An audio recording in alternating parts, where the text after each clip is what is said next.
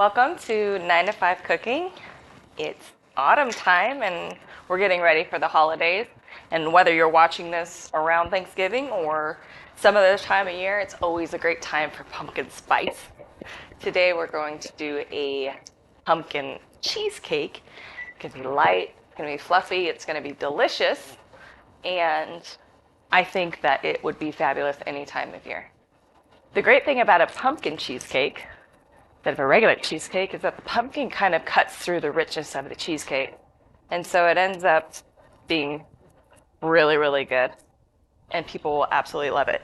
So we're going to actually start with the crust right now. I've got a 9-inch spring-form pan. And what I've done here is that we're going to be cooking this in a water bath. And it's going to be submerged up to here. So we don't want any leakage because there's no sealing right here because these come apart.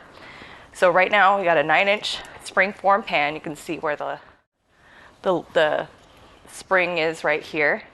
And I just covered the bottom with some heavy-duty aluminum foil and brought it up to the top. And then I cut around the edges just to kind of give us a little bit of a clean look here of a spring-form pan just covered in aluminum foil. But the goal here is to make sure that it's waterproof on the bottom. Right now we need, for the crust, we're going to need 1 1/4 cups of graham cracker crumbs, 5 tablespoons of unsalted butter that's been melted, and 2 tablespoons of sugar.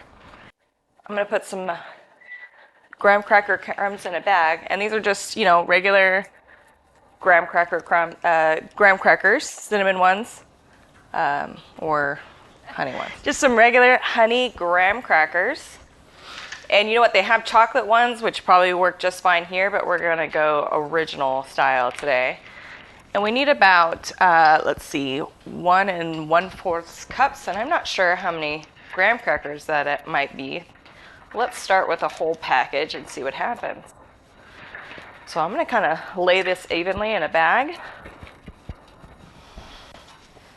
And I think you can actually buy graham cracker crumbs these days. But who knows? They may add some more preservatives into that somewhere. And I'm just going to go over this with a rolling pin.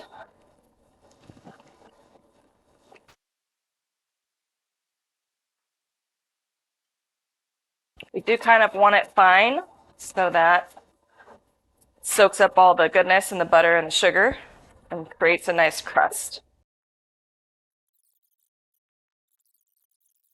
Comment down below if you have a better idea or a more efficient way to do this. Happy to always learn something new.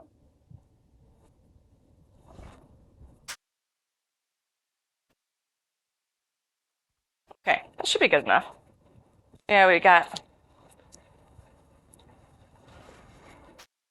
like a fine sand almost going on here. I'm going to measure this and see what we're looking at. We're going to see how much a package is here. Actually, I wonder if that's going to be perfect. Let's see. Perfect. 1 1/4. All right. It doesn't have to be exact science for the thing. What matters here is that the ratio. So if we end up having more crumbs than we need, then we can always add more butter to moisten it all up and make it good. So before I throw this in my pan, I'm going to put this in a bowl.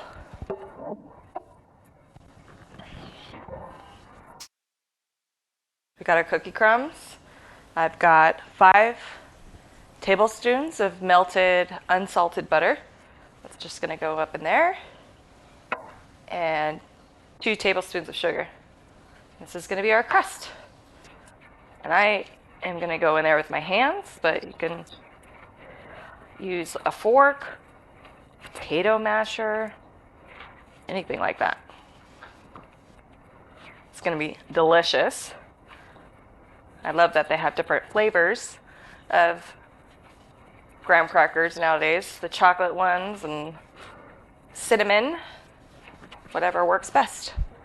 All right, so what we're looking at is to kind of have like some moist beach sand And that's kind of what we've got because we're going to push it down.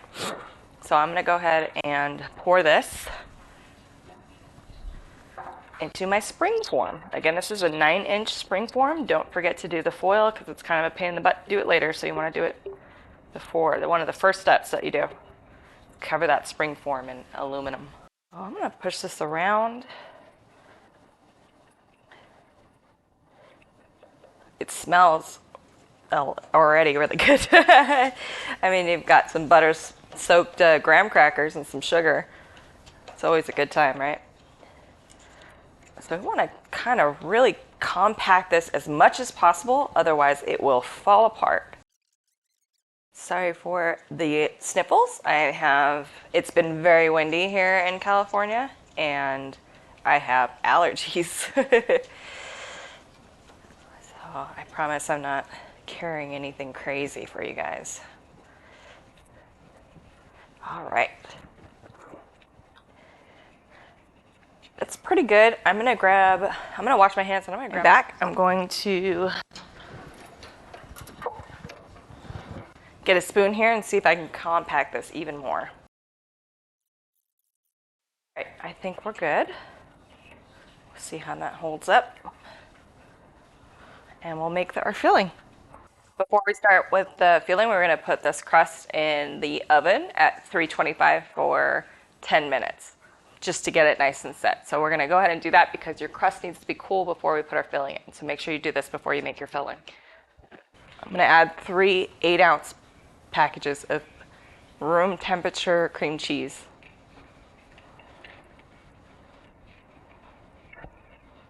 If you don't use room temperature, it won't incorporate with the rest of the ingredients very easily because it'll be cold and hard. So it being room temperature is really, really important.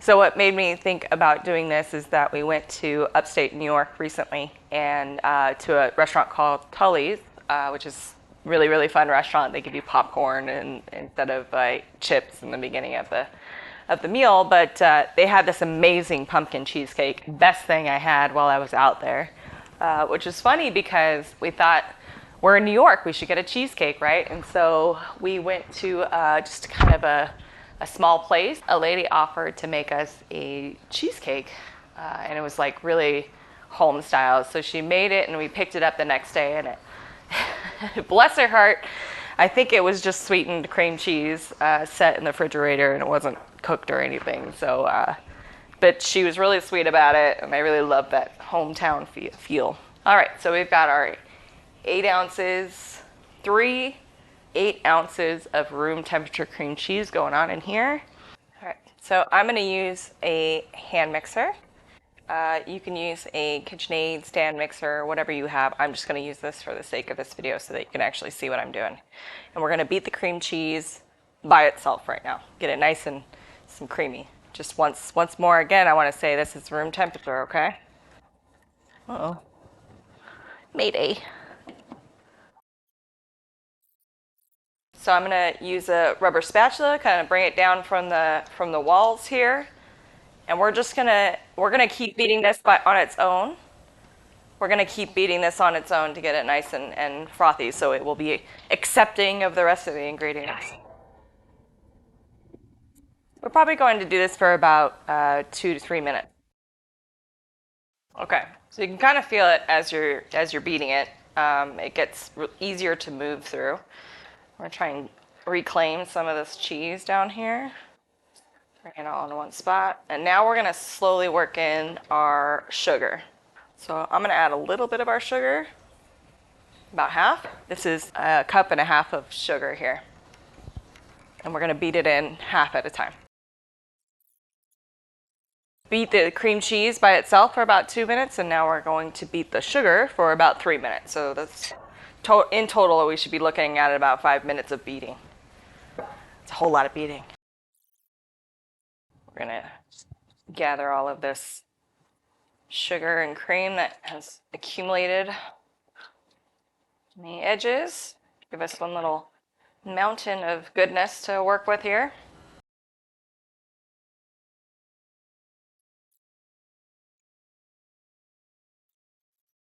Now that we've got this all beaten and it's nice and fluffy and creamy and frothy, we're gonna go ahead and add the rest of our ingredients. So we've got about a 15-ounce can of canned pumpkin puree. And don't be scared to use your spatula here. We've also got a quarter cup of sour cream that we're gonna be adding. We're gonna do 1 tablespoon of pumpkin pie spice. Now,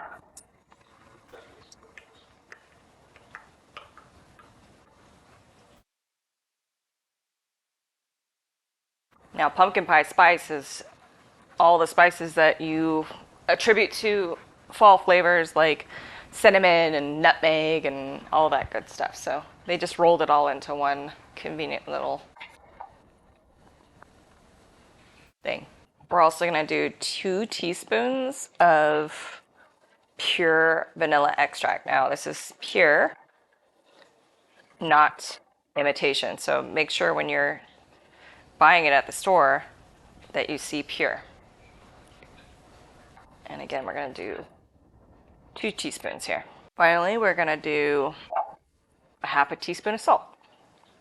Regular old table salt.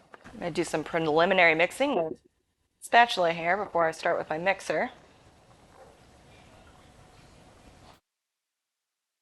Start nice and low so it doesn't go flying all over the place here.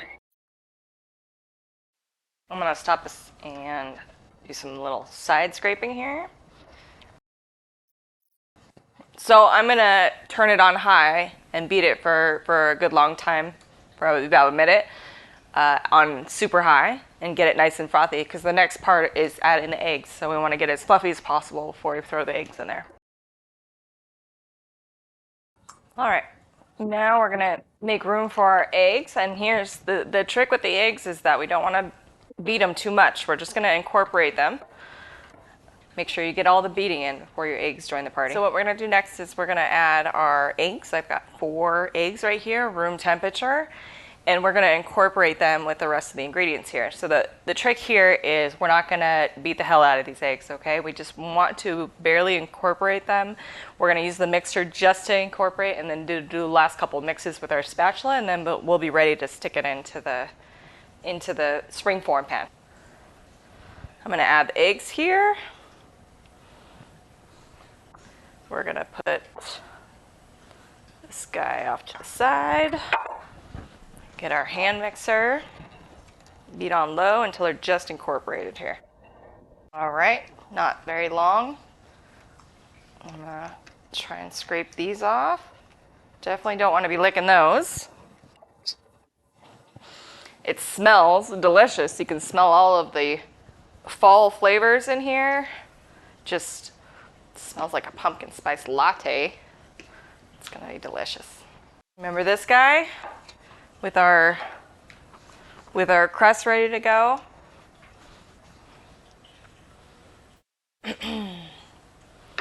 So it's gonna seem a little weird, but I'm gonna spray the edges so that it doesn't stick to the edges of the spring. Remember the outside is going to come off after we're done cooking, and I just want to make sure it doesn't stick. So I'm just going to do a quick spray, cooking spray, and then we're going to go ahead and pour in our filling. Beautiful.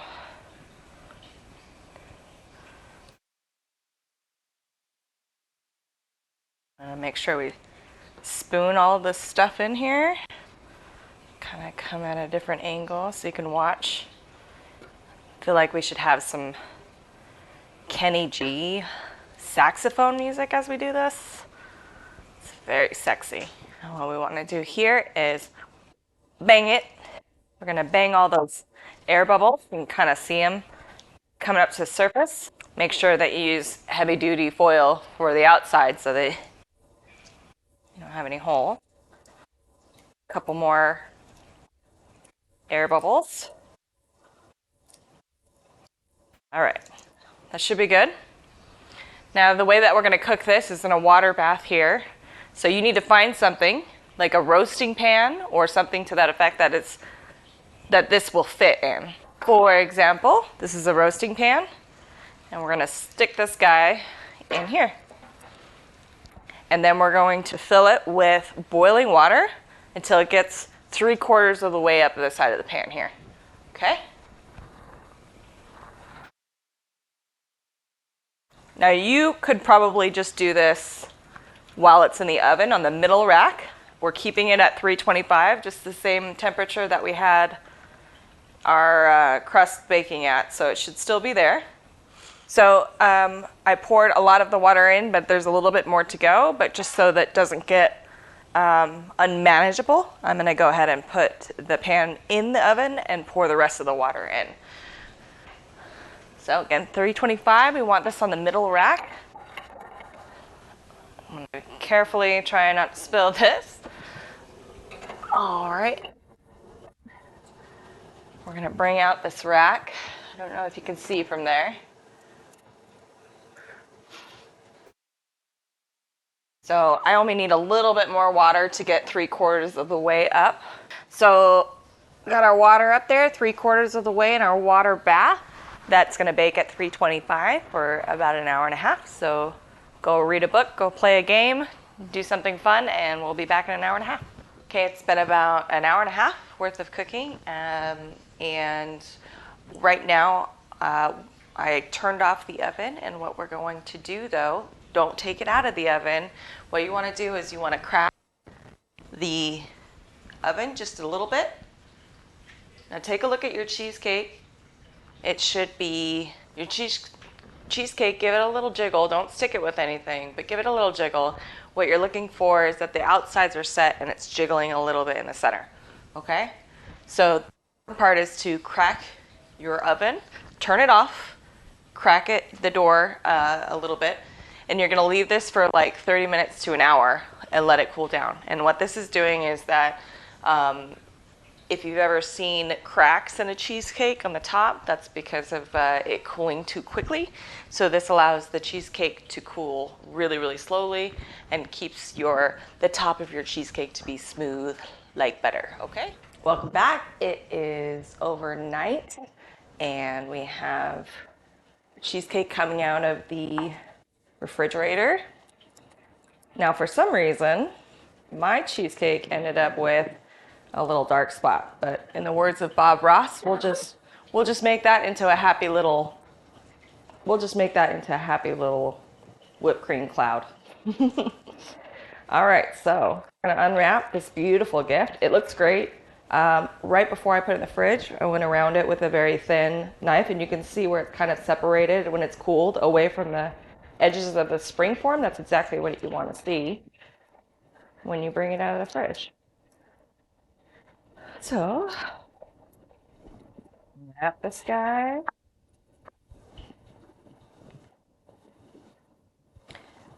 We're gonna unbuckle it from the spring form. And da da da da. We're gonna take a look at it. Oh, it smells wonderful. And then we're gonna get some super fancy whipped cream. And just do a little thing here. And we're gonna go a little bit around our brown spot here. See if we can get symmetrical. All right, doesn't have to be perfect. And just a light dusting of the pumpkin pie spice. Just let it fall naturally like a beautiful snowstorm. Okay. And the best part of all of these things is waiting this long to get a nice slice. Let's give it a try.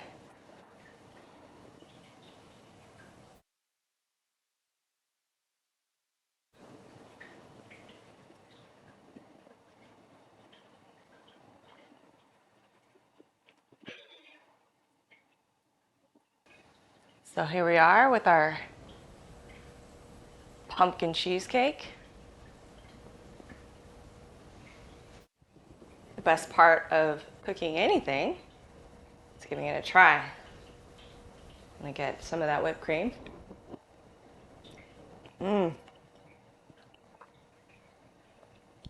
It's creamy. It's just the right amount of the cream cheese. The whipped cream is nice and fresh on top. It's the best of pumpkin spice right here. And everybody will absolutely love it. So make this Thanksgiving and everybody will love it. Don't repeat that. So I'm going to use a, whatever this is called, a hand mixer. You should collect the blooper reels and put those at the end.